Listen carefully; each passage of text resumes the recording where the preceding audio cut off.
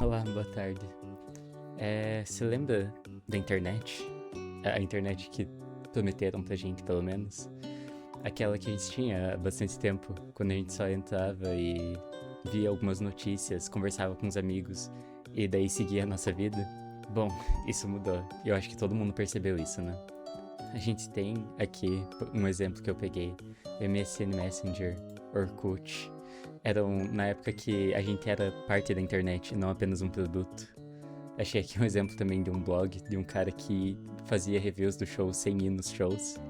Mas hoje em dia isso não existe na internet, pelo menos não desse jeito. Não só com informações, com interpessoalidade que existia na internet antes, mas também na confiança.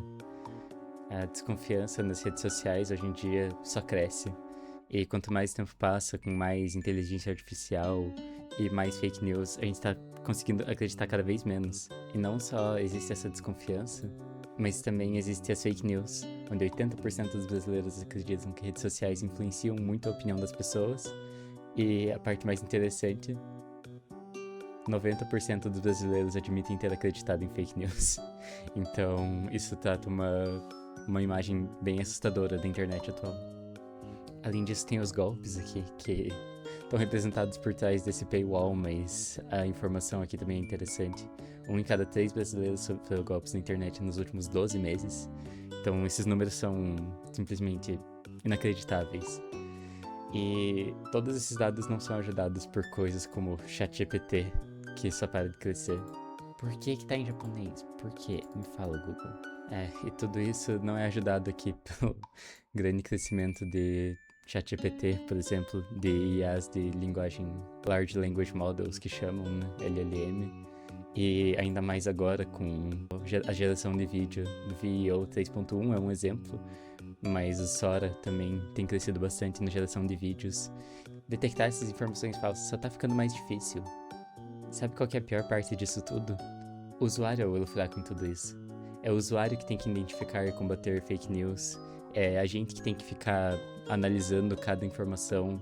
É a gente que tem que ficar olhando para cada detalhezinho, para quem que escreveu o quê, que fontes são confiáveis e até quando textos foram gerados por IA ou não. Aqui também, como exemplo, quando imagens foram geradas por IA. E tudo isso pesa. Quando a gente tá usando a internet, a gente só quer usar, a gente só quer ver o que a gente quer ver e ir embora. Mas não, a gente não pode mais fazer isso, a gente não tem mais esse direito. A gente tá sempre duvidando se uma imagem tá manipulada ou não, se realmente um político falou uma coisa ou falou outra, ou quem falou o quê. E não é como se isso não afetasse a gente. Porque aqui um exemplo sobre como brasileiros lidam com fake news em grupos de família.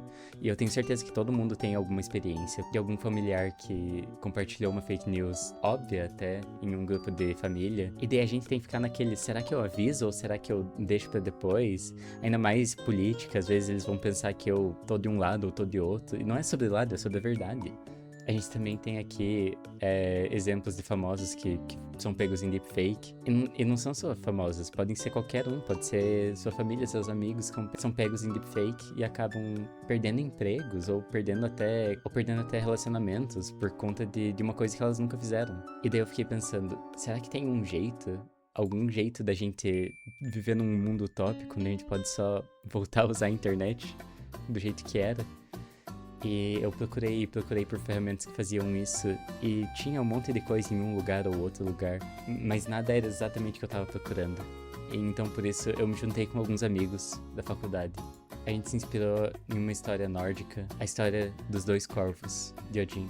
Um representa o pensamento e um representa as memórias. E tendo esse conhecimento, Odin podia sempre tomar as melhores decisões. Claro, de acordo com o que ele imaginava. Mas daí isso é a história da mitologia nórdica, que é sempre complicado. Mas pensando nisso, a gente teve a ideia do nosso projeto, o True Crows. O True Crows é como uma ferramenta que vai funcionar como se fosse um antivírus, mas ele também vai ter integração com inteligência artificial, lutando fogo contra fogo.